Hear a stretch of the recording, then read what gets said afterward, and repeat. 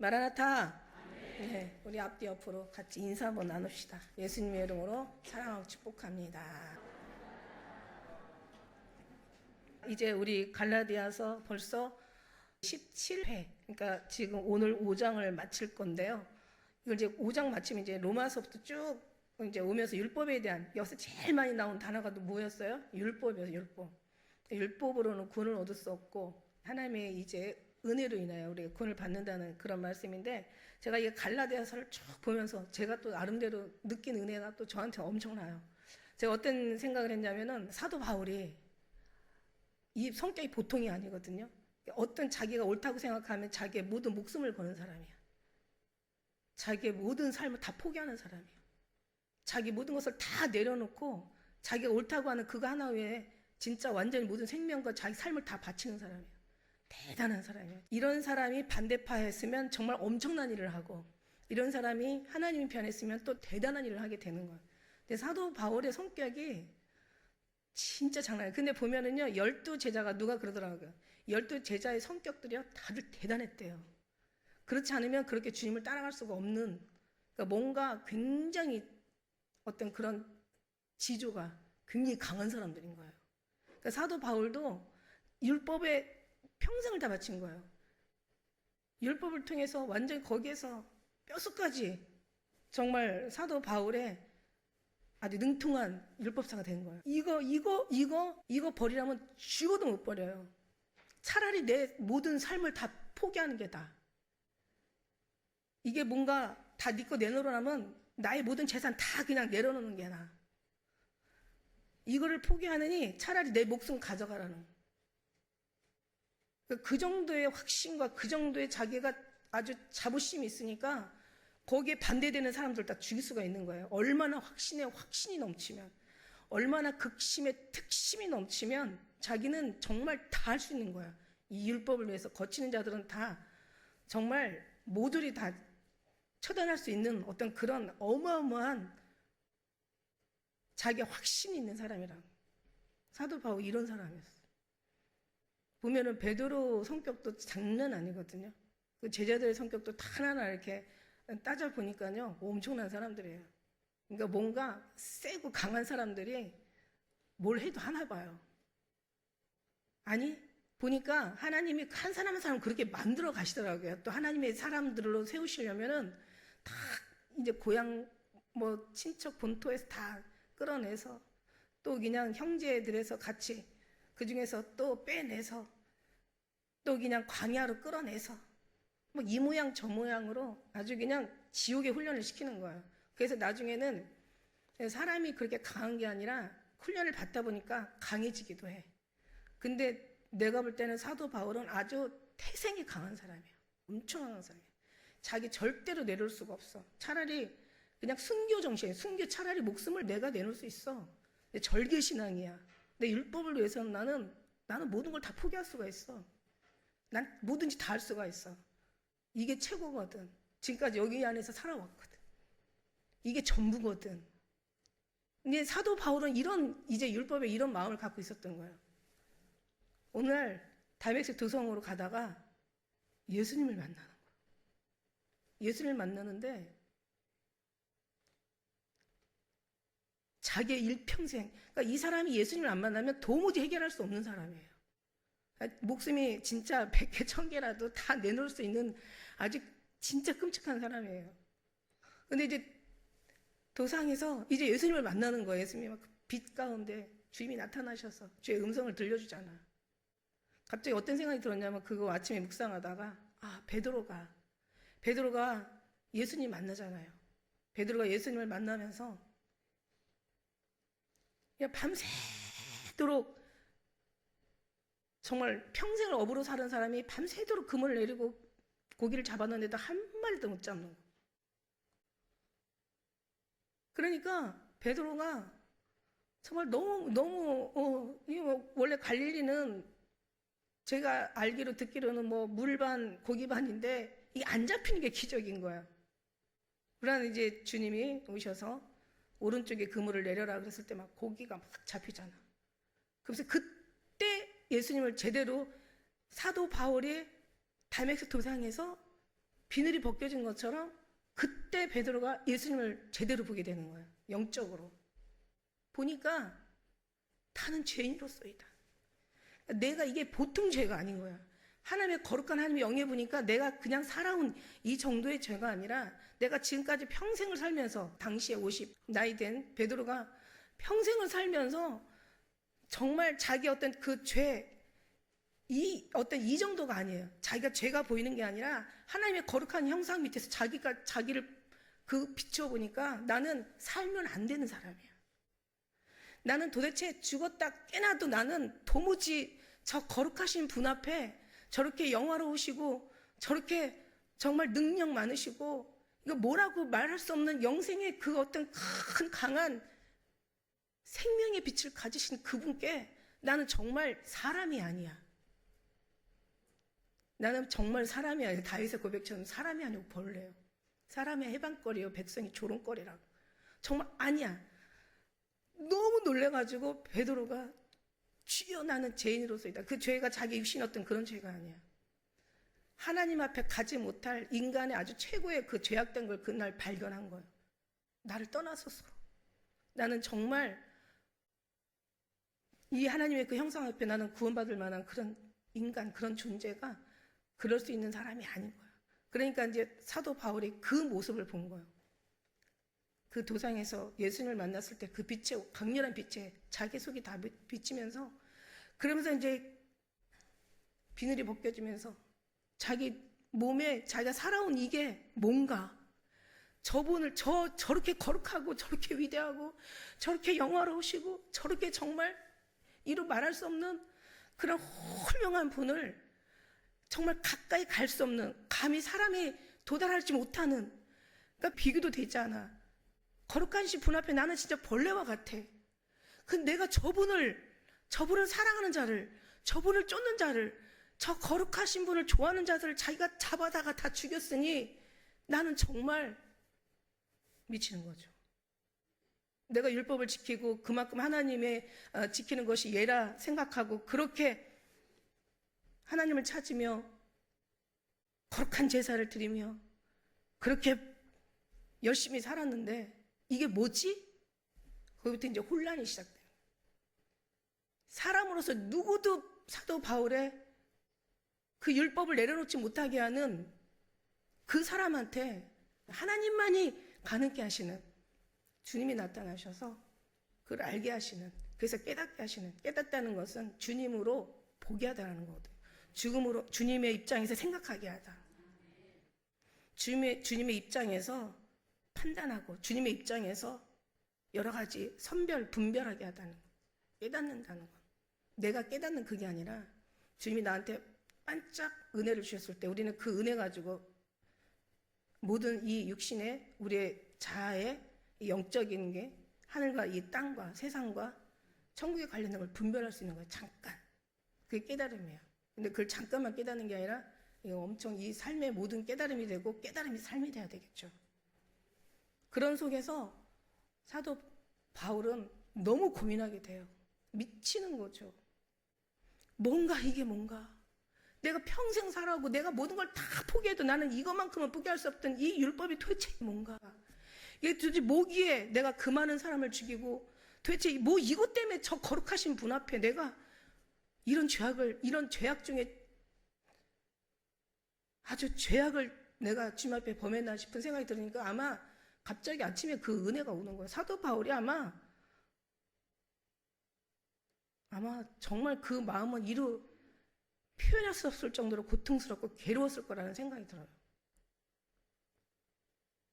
못 깨달았을 땐 그게 단 줄 알고 갔는데 모든 걸 다 바치고 갔는데 자기 일생과 자기의 모든 지식과 자기의 모든 삶과 자기의 모든 목숨까지도 다 그러고 갔는데 알고 봤더니 아무것도 아니었던 거를 자기는 지키고 있었던 거야. 성경을 다시 보게 되죠. 왜냐하면 성경의 구약 선지자의 말들이 예수님의 오심에 대해서 얘기한 거거든요. 이게 눈이 닫히면 안 보여요. 근데 눈이 열리는 순간 그 순간 다 모든 게 열리는 거야. 하나님이 깨달음으로 깨달아치는 거야. 그러니까 사도 바울이 이제 정신을 차리는 거야. 야, 어디부터 잘못됐나? 뭐가 잘못된가? 원인이 뭔가? 뭐가 문제였나? 자기의 모든 삶을 돌아보면서 고민을 하다 보니까 문제가 율법이었어. 이 율법이라는 거는 제가 얘기했잖아요. 모세 오경부터 시작해서 사람의, 그러니까 율법의 결과는 뭐냐면 사람의 의예요. 자기가 드러내는 거야.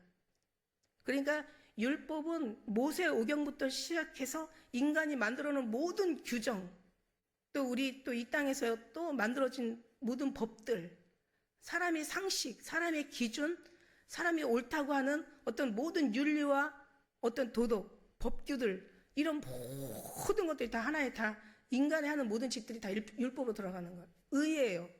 율법은 거룩하고 선한 거라고 얘기했어요. 나쁜 게 아니에요. 좋은 거예요. 그래서 사도 바울은 거기다가 힘을 실어서 자기는 할 수 있는 대로 이 율법을 지키기 위해서 모든 것을 다 바친 사람이에요. 예수님이 한 번 만나면서 맛이 완전히 갔죠. 뭐가 문제였나? 율법이야. 가만히 생각해 봐요. 그리고 선지자들의 얘기를 다 한번 고민해 봐요. 선지자들이 말한 보라 처녀가 잉태하여 아들을 낳으리니 임마누엘이라. 그분이 이분이었던가. 이사야 말씀부터 모든 선지자 말들을 다 이제 눈이 열려서 보게 되니까 다 예수님을 향한 모든 말씀이 다 예수님을 향했던 말씀들이야. 내가 미쳤네. 내가 무슨 짓을 한 거야? 도대체 내가 무슨 짓을 한 거야? 그럼 율법이 뭐가 문제인가? 라고 계속 고민하다 보니까 율법은 죄를 더하지 율법으로 죄를 해결하지가 않아. 율법으로는 죄를 더하지 율법으로는 죄를 없이 할 수가 없어. 율법은 죄만 쌓아가지 율법이 우리를 하나 의를 행하는데 하나도 도움이 되는 게 없어. 오히려 이게 죄가 쌓이다 보니까 이게 결국은 이게 사형에 해당되는 심판에 이르게 되고 이게 심판에 이르게 보니까 이게 저주, 지옥에 들어가는 거예요. 이제 잘못된 건 빨리 바꿔야죠. 저기에 목숨을 걸었으면 이제는 하나님한테는 더 목숨을 더 걸어야 되겠죠. 그래서 이제 사도 바울이 계속 이 성경에 쓴 신약에 쓴 13권이 전부 율법에 관련된 거예요. 한번 다시 가서 이 사도 바울이 쓴 서신서들을 한번 다 보세요. 전부 율법에 관련된 거예요. 거기에 비유도 다 율법과 성령, 율법과 복음에 관련된 거예요. 다 모든 비유도. 그러면서 이제 제정신이 드는 거죠. 그러면서 우리가 저분한테 가까이 못하는 것은 죄야. 죄는 어디서 왔냐? 이게 바로 율법이야. 이게 악한 거예요. 이게 주님 앞에 가지 못하는 이 죄는 정말 악한 거예요. 그럼 이 죄의 권능은 뭐냐? 죄를 죄되게 하는 죄의 원인이 뭐냐? 이게 바로 율법인 거예요. 그러니까 이제는 우리 구원은 믿음으로 인하여 은혜로 말미암아 구원을 받았나니 내게서 난 것이 아니라 하나님의 선물이라. 사람에게서 난 것이 아닌 누구도 이걸 자랑하지 못하게 율법으로 의롭게 되는 것이라면 하나님 십자가가 헛되이 죽으셨다 이러면서 모든 것. 그러면서 더 이상 이제는 율법은 이제 율법으로 의롭게 되는 일이 없어. 절대로 율법에는 우리는 이제 죄에서 이제 죽은 사람들이야. 율법을 죄를 만드는데 이제 율법에서 이제는 우리는 상관없는 사람들이야. 오늘 말씀이 성령을 쫓아 행하라. 이제는 성령으로 돌아갔다. 이제는 하나님의 뜻에 우리가 맡겨지고 하나님의 인도하심 속에서 이제 살아가야 돼. 그러면서 이제는 더 이상 너희들은 죄에 죽은 이제 우리가 더 이상 죄의 종로로 타지 마라. 그래서 두 번째 얘기한 게 더 이상 죄의 종로로 타지 마라. 이제 첫 번째 얘기가 그 예수님이 십자가를 알고 나니까 첫 번째 고백이 내가 이 십자가에서 예수님께서 죽으신 것 외에 예수님께서 십자가에 달려 돌아가신 것, 예수님이 십자가 지신 것, 예수님이 십자가를 모든 걸 해결하신 내가 십자가를 아는 것 외에는 더 이상 아무것도 알지 아니하기로 작정했다고 이렇게 말을 해요. 이게 최고라는 게, 이게 시작이고 끝이라는 게, 이게 처음이고 나중이라는 게, 이게 알파요 오메가라는 거, 이게 다라는 거, 이게 전부라는 거. 예수님 십자가 모든 것을 다 완성하시고 마치시고 다 끝내셨다는 거. 이걸 알고 나니까 더 이상 다른 거 알 필요가 없어. 이 아는 지식이 너무 고상해서 자기의 모든 지식과 자기의 레벨, 자기의 어떤 권력, 자기의 어떤 그 사내들인에 속한 정도면은요, 백작이에요, 장관이에요. 남들이 진짜 부러워서 가까이도 가지 못할 그런 빛에 거할 정도로 대단한 사람이야. 다 내려놔. 모든 로마의 시민권을 가질 정도면 엄청난 집안이에요. 그 백작 중에서도 대단한 집안이야. 다 내려놔. 자기 인생 다 내려놔. 자기 목숨 다 포기해. 난 이거 하나만 알기로 작정했어. 살아도 죽어도 먹어도 마셔도 무엇을 하여도 내가 갖고 있던 모든 것들은 세상의 배설물로 여기고 지식에다 비하니까 똥이야. 그럼 나는 이제는 주님을 위해서 살 거야. 이게 이제 바뀐 거예요. 예수님을 만나고 나니까. 만나면 그렇게 돼요. 그렇게 되는 사람은 만났다는 얘기야. 그러면서 이제 그 속에서 이제는 더 이상 당신들도 제 종이 되지 마라. 제가 더 이상 당신들을 왕노릇하게 하지 마라. 이제 당신들 죄 세병된 사람들이다. 이제 하나님의 의의 종이 됐다. 이제 주님 앞에 나아가서 이제 주님과의 관계 속에서 성령을 따라 행하라. 이거예요. 죄 종노릇하지 말라는 거야. 그러고 나서 이제 자기가 할 일이 생긴 거야. 그럼 내가 십자가를 알았고 이제 저들이 죄 계속 모든 사람들이 다 죄 종노릇해서 사람이 양심이라는 게 있고 율법이라는 게 있어요. 두 가지가 있어요. 이방인에게는 양심이 있고 이 유대인들에게는 율법이 있어. 헬라인에게는 그 당시에 그 헬라파들 아주 지식파들이잖아. 헬라인에게는 지식들이 있는 거야. 그러니까 지식과 그 다음에 유대인들의 율법과 이방인의 양심이 항상 그들은 그게 중심으로 살았던 거야. 그러니까 헬라인은 지식을 원하고 유대인은 뭐 표적을 원하나 주님은 그런 거 저런 거 안 보이고 요나의 표적만 보이신다고 얘기하신 거예요. 그러니까 요나가 3일 동안 큰 물고기 뱃속에 있는 것처럼 인자도 무덤에서 3일을 겪는데, 그러니까 그게 무슨 말이냐면 너희가 이게 핵심 팩트인 거지 이거를 떠나서 다른 거를 구하지 말라는 얘기야. 너희 있어야 될 것을 천부께서 더 잘하시니까 그거는 아니야. 그건 나중에 문제고 내 육신의 어떤 성품이 변화되고 우리 어떤 삶의 모습이 아름답게 바뀌어지는 것도 그것도 그 다음 얘기야. 진짜는 팩트, 핵심, 본질인 주님과의 관계 속에서 여기서 해결을 봐야 돼. 여기서 효험을 봐야 돼. 그래야 여기가 달라져. 원형에서 고쳐져야 그림자는 당연히 고쳐지게 돼 있는 거야. 여기가 핵심인 거야.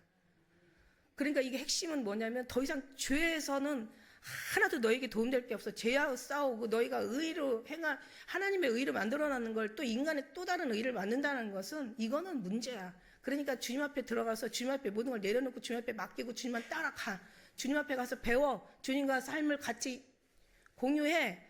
입만을 동행해. 주님과 사랑에 빠져봐. 주님의 은혜로 말미암아 네가 구원을 이뤘다는 것을 감사로 영광으로 돌리면서 찬양으로 주님께 여기가 경배해. 그게 계속되면서 주님과의 관계가 쌓다 보면 여기는 저절로 될 수밖에 없어. 여기에다가 우리가 신경을 너무 쓰면 이것도 잃어버리고 이것도 안 돼. 근데 주님 앞에 신경을 쓰고 주님과 가까이 사이가 가면 이것도 되고 이것도 되고 모든 걸 변화시켜. 이런 거예요. 그러니까 더 이상 이 사람들이 다 죄라는 것을 의식을 갖고 있는 순간 우리는 주님 앞에 가장 핵심인 주님과 관계가 가까워지고 하나가 되고 너는 내 안에 나는 너희 안에 이 모든 것이 주님과 이게 만남이 이루어져야 되는데 죄가 있는 순간은 우리 주님 앞에 가까이 갈 수가 없어. 죄의 마음이 있는 순간 주님 앞에 가까이 갈 수가 없어. 죄에 뭔가 조금이라도 죄의 의식이 있는 순간 우리는 주님하고 친해질 수가 없어. 그래서 죄로 인하여 하나님의 영광을 이루지 못하였더니 죄로 인하여 하나님이 저들을 구원하지 못하였더니 무슨 얘기예요? 죄 때문에 하나님이 우리를 받지 못하시고 우리도 주님 죄 때문에 하나님 앞에 가까이 못한 거야. 그래서 십자가로 이걸 해결해 주신 건데 또 죄 때문에 양심 때문에 너의 어떤 삶의 어떤 구속 때문에 이런 거 어떤 인간의 개념과 이런 어떤 지식과 삶의 살아온 방식 때문에 네가 여기 못 간다면 안 되는 거야. 그러니까 이제 더 이상 죄 종노릇하지 마. 이게 죄의 의식이 있는 순간부터 우리는 주님과 가까이 할 수가 없어. 그러니까 죄를 하나하나 이제 그걸 해결해 주는 거야. 그래서 자, 이제 내가 뭐를 해야 될까? 사도 바울이 내가 이제 알았어. 깨달았어. 정말 아주 죽을 것 같은 고통 속에서 이제는 주님을 알아본 거야. 깨달아 진리가 무엇인지, 영의 능력이 무엇인지, 구원이 무엇인지, 천국이 무엇인지, 영원한 삶이 무엇인지 이걸 다 알고 나니까 이제 마음에서 막 불이 나는 거야. 나처럼. 저도 마음에 불이 나요. 그래가지고 이제 가는 거지. 어디로? 목숨을 다 내버리고 이제는 전도하러 가는 거야. 전도하러 다. 그래서 사도 바울의 세 번째 고백이 뭐냐면, 내가 하나님의 열심으로 내가 열심을 다해 너를 위해 열심을 내. 너희들을 위해서 열심을 내는데, 한 정결한 처녀를 신랑 대신 예수님께, 그리스도께 드리려고 내가 정결한 처녀를 만들어서 신랑이신 예수 그리스도에게 드리려고 내가 중매하는 거야. 이제 중매쟁이야, 나는. 사랑은 니들끼리 해. 내가 중매를 해. 근데 중매를 주님 앞에 가야 되는데, 드리려고 하는데 못 가는 이유가 바로 죄 때문이야. 이거 해결해. 율법은 십자가를 해결해 주셨어. 이제는 네 마음에서 죄에 대한 의식을, 이게 얼마나 오래 가는지 양심으로 평생 살아온 우리는 여기에서 정말 내려놓고 주님께로 가야 되는데, 주님께로 가면 이게 내려놔지거든요. 저는 계속 20년을 아니라 제가 200년을 살아도 계속 저는 주님 사랑에 빠지라고 얘기하는 거야. 그거 아니면 그 안에서 보지 못하면, 주님의 입장에서 보지 못하면 내가 지금 무슨 말 하는지도 몰라. 깨닫지도 못해. 그러니까 이 죄에 대한 거는, 이거는 어떻게 할 수가 없어. 우리는 이미 양심을 어떻게 도려낼 수도 없고 살아온 방식을 뽑아낼 수도 없어. 우리는 안 되는 거야. 그러니까 주님 앞에 가서 계속 기도하는 거야. 뭘 기도해? 착하게 살라고? 의로운 사람이 되려고? 좋은 사람 되고 인정받는 사람 되라고? 아니야. 하나님, 나의 모든 허물을, 나의 모든 죄악을, 내가 할 수 없는 것들을, 나의 연약함을, 나의 부족함을, 죽을 수밖에 없는 죄 가운데서 잉태되었다가 죄 가운데서 태어나서 죄 가운데 사는 나를, 하나님의 이 사상을, 이 생각을, 이 개념을, 뼛속까지 심어진 이 인간성을 하나님께서 십자가로 날마다 쳐내는 거야. 이걸 쳐내는 거야. 씨름으로 명하노니 물러갈 자 다 쳐내는 거야. 이게 기도야. 이게 주님으로 충만케, 말씀으로 충만케, 주님의 은혜로 충만케, 사랑으로 충만케, 이걸 채워가는 거야. 그래야 내가 하나씩 하나씩 부서져 나가는 거야. 내가 주님이 이걸 하시려고 성령을 우리 심령에 넣어 버려 주셨고, 그래서 보이는 것을 쫓지 말고 보이지 않는 성령이 네가 무슨 일을 하기를 원하시는지 그거를 분별하라. 그러면서 이제 그 얘기를 하는 거야. 그러니까 이제 이 세 가지, 우리가 이제 주님에 대해서 이제 구원을 받았잖아요. 그럼 이제 주님에 대해서 더 많이 알아가잖아요. 더 많이 깊어지고 넓어지고 높아지고 길어지고 커지고 이러면서 더 주님의 사랑을 알아갔잖아요. 이거 아는 거, 이게 시간이 필요한데, 굉장히 오래 걸리는데, 이게 진짜 중요한데, 오히려 사람들은요, 뭘 해야 되지? 나 구원받았는데 뭐 해야 되지? 나 어떻게 해야 되지? 그걸 아니까 여기 말씀 속에서 막 혼란스러운 거야. 그러니까 막 그 하나님의 인정받으려고 막 많은 사람들이 엄청나게 뭐 무슨 참선을 하고, 또 골방에 들어가서 또 이 세상과 또 차단을 하고, 오리겐주의 그 사람들은요, 금욕주의 사람들은요, 이제 성경 말씀대로 그 오리겐파, 과거에 1700년도, 800년, 이 오리겐파들, 이게 저도 이제 책에서 봤는데, 이게 보다 보면요, 너의 눈이 죄를 지면 눈을 뽑아버려라. 네가 팔이 죄를 지면 팔을 잘라버려라. 다리가 죄를 지면 다리를 찍어버려라. 네가 음욕을 품으면 거시기를 제거해버려라. 그래갖고 오리겐파 사람들은요, 하나도 성한 사람이 없대요. 할렐루야 부르면 하나 손 하나 올라가고, 철뚝바리에다가 다 몸을 찍어버리고 잘라버리고 다 뽑아버려가지고. 왜냐면 그게 구원이라고 생각한 거야. 그러니까 세상을 어지럽게 하는 거예요. 그러니까 이게 모르면요, 이게 엄청 쉬운데, 엄청 가까이 있는데, 엄청 가벼운 건데, 이걸 모르면요, 진짜 멀리서 찾고 신앙생활이 버겁고 무거운 거야. 이 정리가 안 되면요, 혼란스러운 거야. 어디 멀리 있는 줄 알고 여기 있다 하면 거기서 쭉, 저기 있다 하면 저기가 쭉.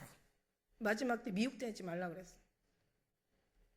마지막 날에 때가 이르면요, 사람들이 바른 교훈을 받지 아니하고 귀가 가려워서 그 사욕을 쫓는 스승들을 많이 두고 진리를 벗어나 허탄한 것을 쫓는데, 그러니까 누가 막 예배하자고 하면 막 그냥 가가지고 누가 안수 준다 하면 막 가서 막 이걸 머리가 아니야, 이건 대가리 디밀고, 어디가 뭐 대단하다고 하면은 막 거기 가서 그냥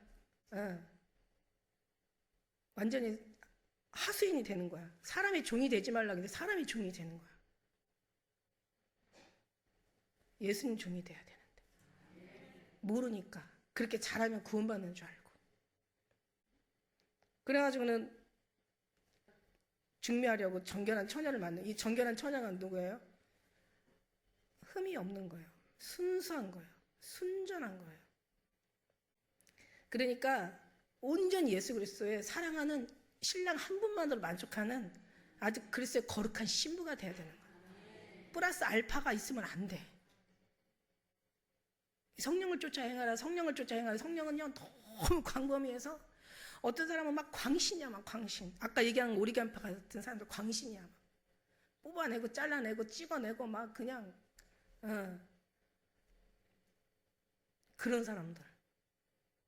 아니면 뭐 어디 그 골방에 들어가면 뭐 구원을 받나? 그런 사람들. 또 고행. 막 그냥 막 기어서 그냥 뭐 로마에 그 뭐 무슨 그 언덕이 있는데 막 거기가 엄청난 거기를 갔다가 막 겨워서 고행을 하는 거야. 그럼 제가 하나하나 씻어신다고 생각을 하는 거야. 루터가 이걸 했는데도 아무것도 안 되는 거야. 자기는 세상이 다 싫어서 수돈으로 들어가잖아요. 수돈에 들어가서 거기서는 거룩한 줄 알았더니 또 거기서 사람들하고 생활하는데 그냥 딱 이 마음의 알력이 막 감정이 막 또 이게 안 없어지는 거야. 그러니까 역시 여기 와도 쟤는 어떻게 이걸 아는 사람들이 문제지.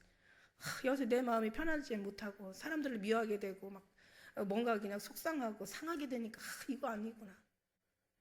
이거 어떻게 해야 되지? 루터가 막 고민했대잖아.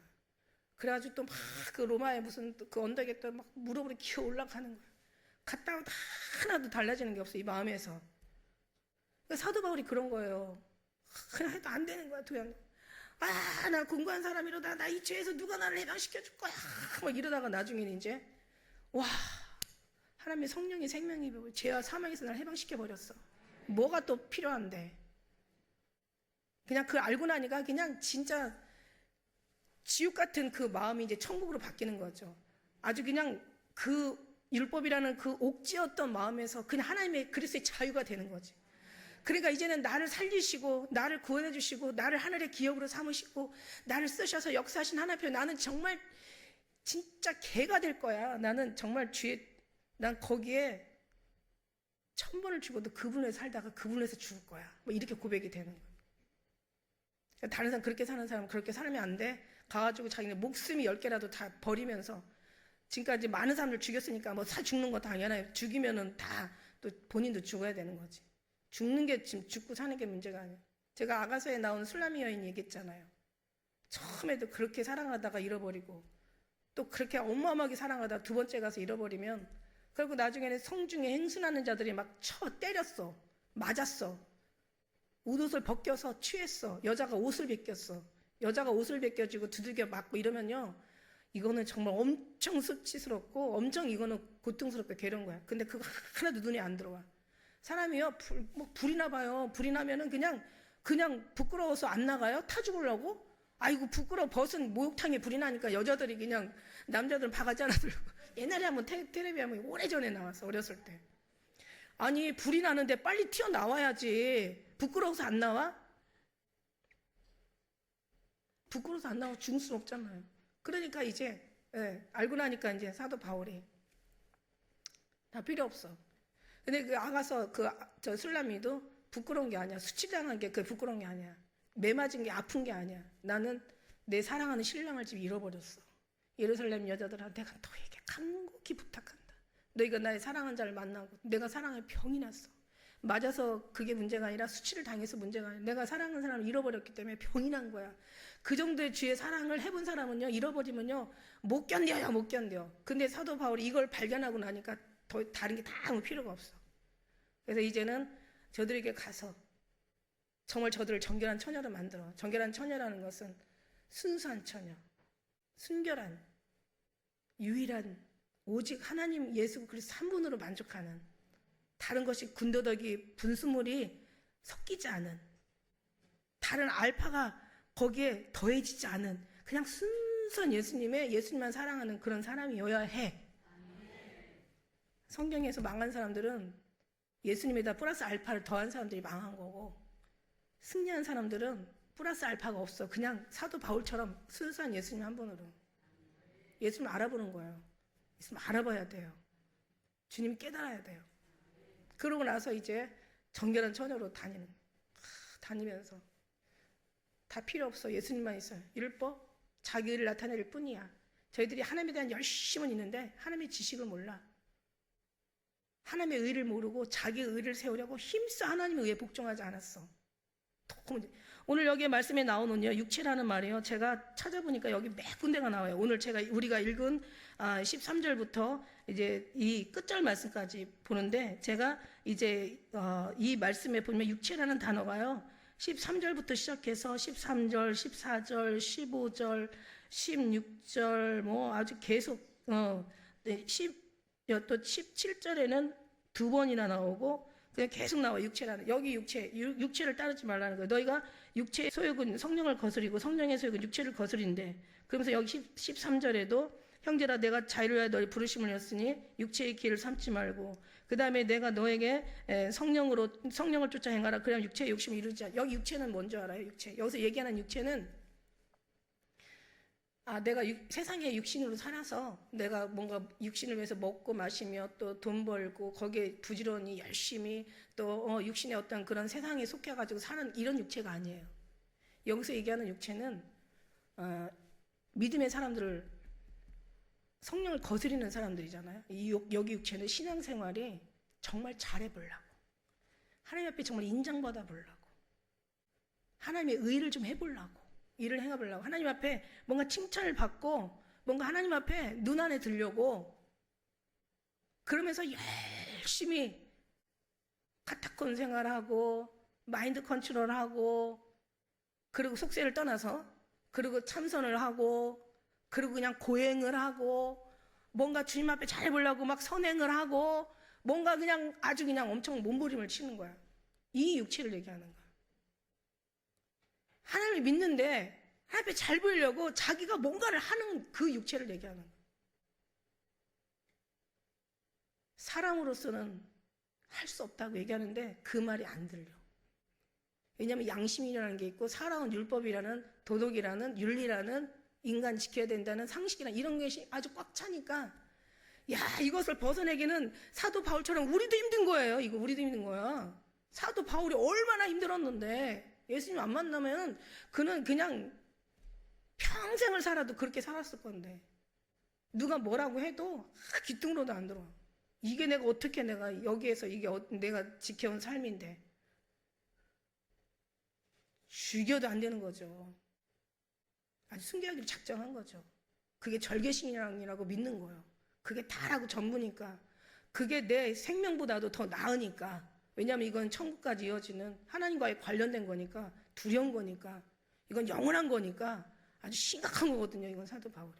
예수님 만나기 전에는 정말 이게 그렇게 심각할 수가 없어. 딱 만나는 순간 다 무너지는 것처럼. 우리도 똑같아. 자기가 옳다라간 거, 이거 너무 소중한 거, 너무 귀한 거, 이 육체, 그러니까 뭔가를 하려고 하는 사람들, 뭔가 잘하려고 하는 사람한테 그 육체를 얘기하는 거예요. 이제는 하나님 앞에 자유하라고 했잖아요. 그리스도의 자유, 지난번에 그리스도 자유. 이제는 사도 바울이 예수님을 만나고 예수님을 알고 나서 예수님을 깨닫고 예수님 안에 이제 확신이 들면서 이제 그 만남 속에서 이제는 사도 바울은 자유해진 거야. 어디서부터? 율법으로부터 자유해지고, 양심으로부터 자유해지고, 자기 삶에서 자유해지고, 자기 목숨으로부터 자유해지고. 왜냐하면 주님이 다거든. 그걸 발견하고 계니까 주님보다 귀한 게 아무것도 없어.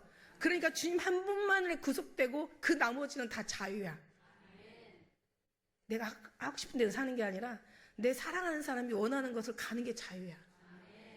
주님이 막 슬픈데 내가 막 그냥 좋은 일 있다고 기뻐하면 이게 자유가 아니야. 주님이 슬프면 같이 울어줘야 돼. 주님 힘들면, 주님께서 고통하면 같이 우리도 마음을 같이 해줘야 되는 거야. 주님이 기쁘면 나는 슬퍼도 주님이 기쁘면 같이 동참하면서 같이 손뼉 쳐주고 웃어주는 게 이게 바로 그리스도의 자유인 거야. 주님의 마음으로. 이게 우리의 주님의 자유인 거예요. 그래서 이런 자유로 살다 보니까 이제는 육체가 16절에 성령을 따라 행하라. 그리하면 육체의 욕심을 이루지 아니라. 육체의 소욕은 성령을 거스리고 성령의 소욕은 육체를 거스려. 그래서 서로 둘이 대적하여 아무것을 원하지 못하게. 그리고 6장 이제 8절에 보니까 같은 얘기야. 자기 육체를 위하여 심는 자는 육체로부터 썩을 것을 거두고 영을 위하여 심는 자는 영으로부터 영생을 거두는 거야. 그러니까 육체의 소욕은 영을 거스리고 영의 소욕은 육체를 거스려. 이게 맞는 거야. 내가 틀리는 거 아니야. 이거 옳은 거잖아. 다 물어봐. 내가 지금 틀린 게 아니야. 내가 의를 행하고 선을 행하고 내가 좋은 사람으로, 내가 괜찮은 사람으로, 인정받는 사람으로, 내가 사람 중에서 그 누구보다도 상식을 벗어나지 않고 내가 의롭게, 나는 정말 잘못된 게 한 개도 없어, 이렇게 눈에 보이면서 자기를 행하는 이 사람하고 보이지 않는 성령을 따라, 예수님을 따라 행하는 둘이 대적하는 거야. 그러니까 둘이 대적하니까 아까 얘기한 대로 아무것도 못 얻어. 성령을 따라 행하면 성령도 없고 이 안에서 이것도 없고 모든 걸 다 변화를 시켜.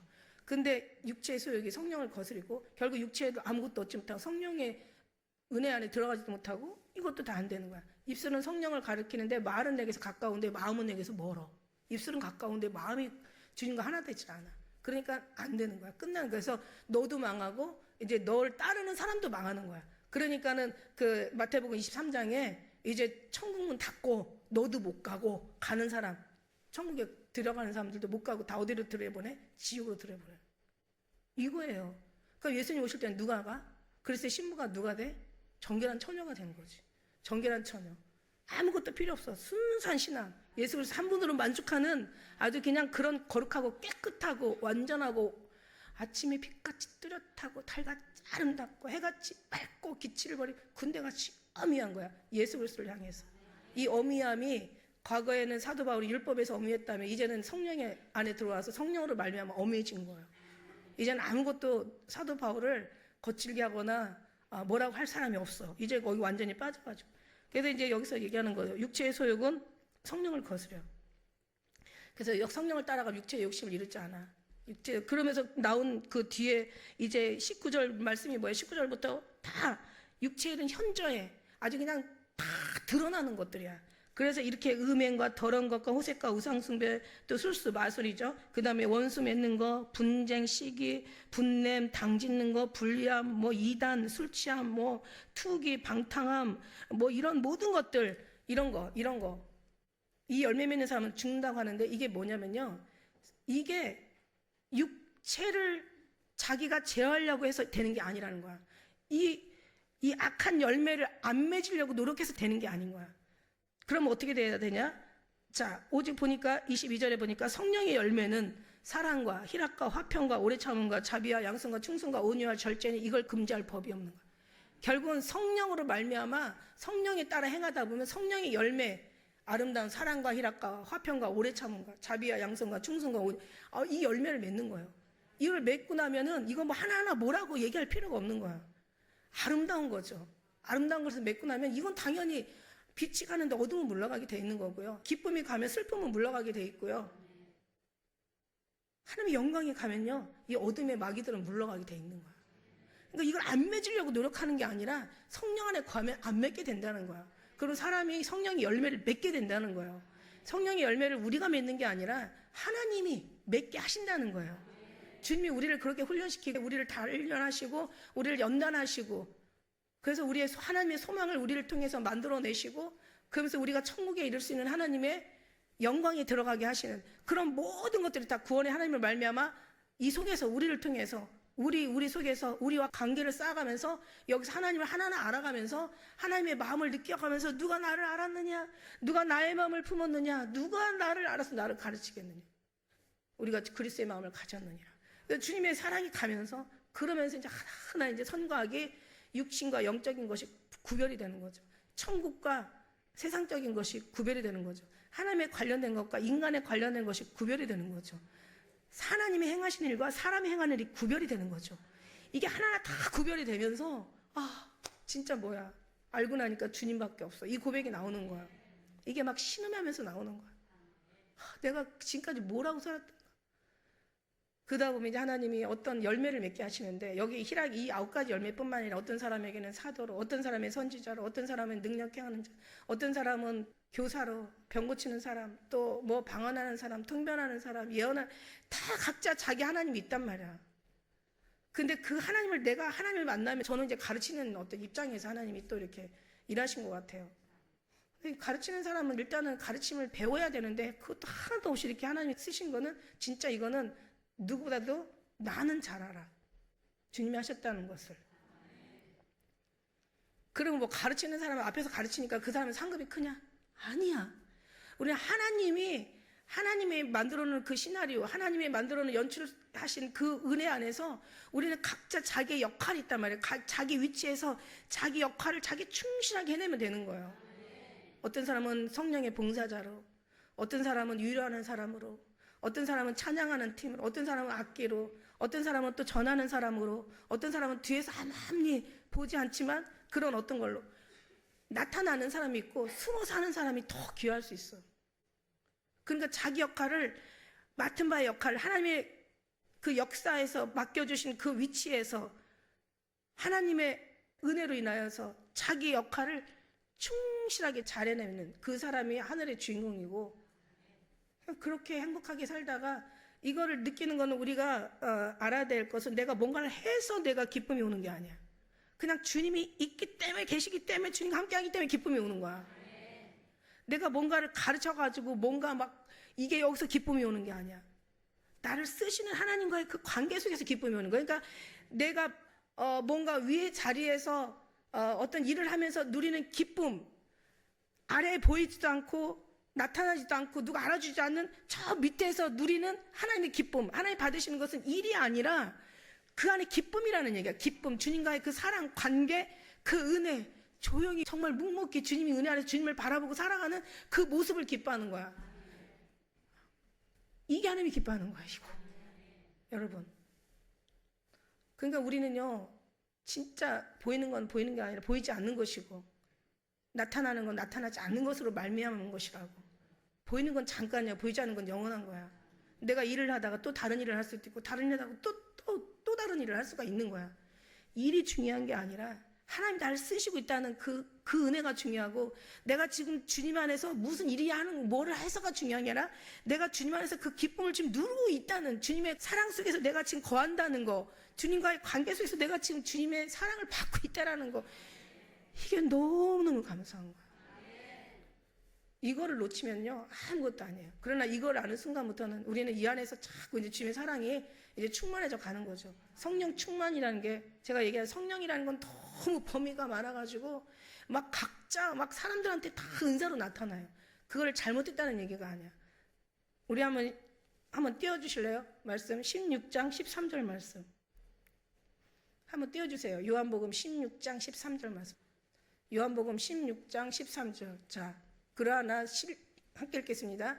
진리의 성령이 오시면 그가 너희를 모든 진리 가운데로 인도하시리니. 여기까지. 진리의 영이 오시면은 뭐 은사로 뭐 여러 가지 다 아까 얘기한 대로 뭐 사도로, 선지자로, 교사로, 뭐 능력으로 막 각자 막 다 역사를 해요. 나타나는 게 중요한 게 아니라 진리 영이 오셔서 진리 가운데 내가 있다라는 게 중요한 거야. 그러면 진리 영이 오셔서 뭐 예언하는 거로 끝나는 게 아니야. 신비로 끝나는 게 아니라 그냥 광신으로 끝나는 게 아니야.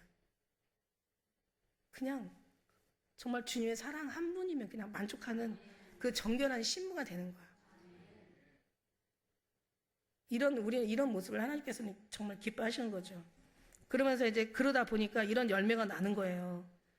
그죠? 열매를 뭐 여기서 하나하나 뭐 이제 막 이렇잖아요. 막 이거 뭐 술 취한 거는 무슨 뜻이고, 뭐 또 뭐 방탕한 건 무슨 뜻이고, 또 그 다음에 뭐 술수는 무슨 뜻이고, 뭐 이런 얘기할 필요가 없는 거야. 안 얘기해도 다 알아. 성령, 여기에서 하나 우리가 알아야 열매에 대해서는 좀 알 필요가 있는 거지. 성령의 열매. 성령의 열매의 사랑은 뭐예요? 이거는 신의 사랑이에요. 아가페 사랑. 이게 필레오라는 육신의 인간적 사랑이 아니야. 아가페 사랑. 하나님의 사랑, 신의 사랑. 신이 우리를 사랑하는 그 사랑으로 그 사랑이 나온다는 얘기예요. 그 다음에 희락이라는 것은 이게 뭔지 알아요? 이게 기쁨이에요. 이게 기쁨인데 이 기쁨이 우리 기쁨이에요. 그리스도의 기쁨이에요. 하나님의 기쁨을 얘기하는 거예요. 화평, 평강의 왕, 샬롬의 왕. 그 평강의 왕이 하나님 예수 그리스도를 얘기하는 거예요. 이 어느 하나하나 오래 참으면 예수 그리스도의 참음이야. 주님께서 모든 걸 끝까지 참으셨다고 했어요. 핍박하되 핍박하지 않고 뭐 침뱉어도 욕하지 않고 때려도 같이 맞대어 때리지 않고 정말 주님은 그 오래 참음에 자비, 양선, 충성, 온유, 절제. 이게 온유가 온순하고 유하다는 뜻이 아니야. 이게 하나하나 원어로 보고요. 이게 구체적으로요 보면은요 아주 진짜 이 다 그리스도의 어떤 온유야. 모세의 온유라고도 하는데 하나님의 일이라면 목숨까지 내어놓는 게 바로 온유한 사람이에요. 모든 것이 절제, 자기를 위해서 절제하는 게 아니라 그리스도의 주님 안에서 모든 이 열매들이 또 절제가 필요한 거죠. 이런 모든 것, 양선, 충성, 뭐 온유와 절제, 뭐 이 같은 걸 금지할 법이죠. 하나님 안에서 하나님으로 만들어지는데 어떻게 사람이 금지할 수 있겠어요? 거기에 미쳐서 이제 목숨까지 사도바울처럼 막 다 버리고 그냥 세상 것들을 배설물로 여기고 그냥 주님이 아는 지식이 너무 고상해서 여기에서 완전히 미쳐버렸는데 여러분 정말 뭐가 더 이상 더 중요한 게 있겠어요? 완전 여기에 빠졌는데, 완전 여기에 녹았는데 그 사랑을 못하는 우리가 진짜 미치는 거지. 그 사랑이 안 되는 게 정말 세상 말로 환장하는 거지. 근데 우리가 하고 싶다고 되는 거 아니잖아요. 그만큼 주님을 구하고 찾고 두드리면 주님께서 두드리는 얘기, 찾는 얘기, 구하는 얘기 다 얻게 하실 거라고 얘기하시잖아요. 그러니까 우리가 뭘 구하고 찾고 두드리겠어? 예수님이신 거죠. 예수님이 막 그냥 우리가 아니 예수님이 막 얼마나 아가서에 많이 찾아요. 막 그냥 나의 사랑, 나의 누이, 나의 비둘기, 나의 완전한 자여 문 열어다고 내가 머리에는 이슬이 머리털에는 밤이슬이 가득하였다는구나. 내가 문을 두드리는데 주님이 문을 두드리는데 정신을 차리고 여자가 문을 열어보니까 내 사랑하는 자가 벌써 물러갔네. 그가 말할 때 내가 혼이 나갔었는데 내가 미쳤나 봐. 그가 말할 때 내가 미쳤었나 보다 이 얘기야. 그가 문을 두드리는데 내가 뭔 짓을 한 거야. 내가 미쳤나 보다. 내 혼이 나갔구나. 그게 그 뜻이거든요. 와, 주님이 날 문 열어달라고 나의 사랑, 나의 사랑하는 자 문 열어달라고 내가 지금 얼마나 밤새도록 내가 문을 두드렸는지 머리에는 막 밤이슬이 머리털에는 그냥 아주 그냥 다 젖어 있는 거, 촉촉히 젖어 있는 거. 밤새도록 이슬 맞고 두들겨서 문을 그래놓고 나중에 정신을 차리고 문을 열으니까 주님이 물러갔어. 아, 그가 말할 때 내가 혼이 나갔었나 보다. 미쳤었나 보다. 왜 못 알아들었을까? 이러다가 이제 또 찾으러 다니잖아. 그래갖고 나중에 또 찾잖아요. 찾으러 다니면 찾아요. 그래서 문을 열으니까 손에서 모략집이 손에서 모략집이 문빛이 이 손가락에 막 흐르는 뚝뚝 떨어지는 거야. 얼마나 두들겼는지 얼마나 문에서 그냥 손이 그냥 이겨져가지고 그리스도의 피잖아요. 모략은 고통의 집이라고 했죠. 그 피가 막 뚝뚝 떨어지는 거야. 얼마나 문을 두드렸는지. 나는 도대체 뭐 한 거야? 미친 거야. 혼이 나갔어. 미쳤어. 그리고 문을 열고 나니까 그 물러가서 그러니까 이제 미친 듯이 찾으러 다니는데 찾다가 이제 매 맞고 옷 벗기고 막 이러니까 내가 그들의 성벽을 파수하는 자에게 옷을 벗겨서 수치를 당하였구나. 수치가 무서운 게 아니야. 아픈 게 무서운 게 아니야. 내가 지금 신랑을 잃어버려서 지금 병이 났어. 내 사랑하는 자가 여자들아 좀 찾아달라. 내 사랑하는 자가 누구에 우리 이같이 부탁하냐. 네가 남의 사랑한 자보다 네 사랑한 자가 뭐가 달라? 뭐기에 우리한테 이렇게 부탁하는 거야? 그러니까 막 여자가 이제 그때부터 출발하고 내 사랑하는 자는 막 희구도 불고 만사람 앞에 뛰어난다. 희구도 불다라는 것은 깨끗하신 예수님, 피 흘리신 예수님, 희구도 불고 다른 사람하고는 비교할 수가 없다. 머리는 정금 같아. 왕의 예수님이시. 머리는 정금 같고 머리털은 꼬불꼬불 까마귀같이 검어. 눈은 막 비둘기 같은데 막 젖으로 씻은 듯이 아름다워. 너무 아름다워. 그냥 뺨은 향기로운 꽃밭 같고 향기로운 푸른 떡 같고 막 입술은 그냥 백합화 같고 그냥 모략즙이 뚝뚝 떨어져. 손을 황금을 물린 황금 노래 같고 몸은 아로색인 막 정말 이 상하에 청골 입힌 듯한 거야. 다리는 정금밭에서는 화관석 기둥 같고 입술은 형상은 보기 좋고 아름답고 입술은 심이 다니 이는 나의 사랑하는 자요 나 신랑이다 이래. 그러니까 여자들이 미쳤어. 여자 중에 극히 어여쁜 자야. 내가 너와 함께 이제 너 신랑 한번 찾으러 가보자. 그리고 이제 찾으러 가는 거예요. 거기 얘기하는데 여자 중에 극히 어여쁜 자야. 네가 사랑하는 자. 그 사랑할 자 우리 함께 찾으러 가자. 그런데 여자는 알아. 근데 예루살렘 여자들은 몰라. 예루살렘 여자들이 누구예요? 그건 다 있는 사람들 아닙니까? 그러니까 이 여자는 너무 알아. 가서 보니까 향기로운 꽃밭 가운데서 양떼를 먹이며 백합화를 꺾는구나. 어디가 계시겠어? 목자들의 그 양떼들의 그 안에 가 계시는 거죠. 그러면서 그때 고백해요. 나는 나의 사랑하는 자에게 속하였고 그는 내게 속하였구나. 그 전에는 지가 주인이야. 그래갖고 나의 사랑하는 자는 내게 속하였고 나는 그에게 속하였구나 이러다가 이런 하나님과 삶의 체험과 경험들이 참 필요하고 중요하고 이게 기간이 많이 걸려요. 이 많은 세월을 요구하고 있어요. 그러고 나중에는 이제 고백하는 거지. 나는 사랑하는 자에게 속하였고 이제 주인이 주가 누가 되는 거야? 신랑이 되는 거야. 나는 나의 사랑하는 자에게 속하였고 그는 내게 속하였구나. 이렇게 고백을 해요. 그리고 이제 진짜 사랑에 들어가는 거예요. 이게 시간이 넘어졌다 일어났다 이게 여기 뭐 아가서에는 뭐 이거 뭐 8번 넘어졌는지 10번 넘어지 누가 알아. 근데 2번 넘어진 거 막 기록하고 있잖아. 여러분 몇 번 넘어졌어. 여기까지 30년 40년 오면서 몇 번 넘어졌어. 수없이 셀 수도 없이 넘어졌죠. 근데 넘어져도 하나님의 사람은 다시 반드시 일으킨다는 게 이게 중요한 거야. 네가 7번 넘어지면 하나님 8번째 일으키고, 네가 70번 넘어지면 71번째 일으키고, 네가 700번 넘어지면 701번 가서 일으키고, 결국은 일으킨다는 게 중요한 거야. 그 사랑을 우리가 놓치고 그 사랑에 빠지는 것, 그 사랑의 그 향기로운 감미로운 그 사랑을 우리가 잃어버리고 다른 데 가서 신앙생활하는 게 이게 미치는 거 아니냐고. 그러니까 이거 보고 이제 저는 저 같은 입장에서는 미치는 거죠. 그래요. 그래서 어쨌든 여러분 기도해 주시고 내가 어떤 얘기를 해야 될지, 내가 뭘 해야 될지, 이 한국교회 뭐가 필요한지, 한국교회를 살아야 이 나라가 민족과 이게 사는 건데 지금 보수가 무너지고 있어요. 지금 개혁주의가 무너지고 있어요. 지금 한국교회가 무너지고 있어요. 지금 나라가 무너질 판이에요 지금. 근데 하나님께서는 큰 자를 시키는 게 아니라 하나님께서 작은 자 하나를, 약한 자 하나를, 작은 자가 천을, 약한 자가 강국을 주님이 하실 줄 믿습니다. 할렐루야. 여러분 기도가 엄청 절실하게 필요합니다. 그 어느 때보다도 정말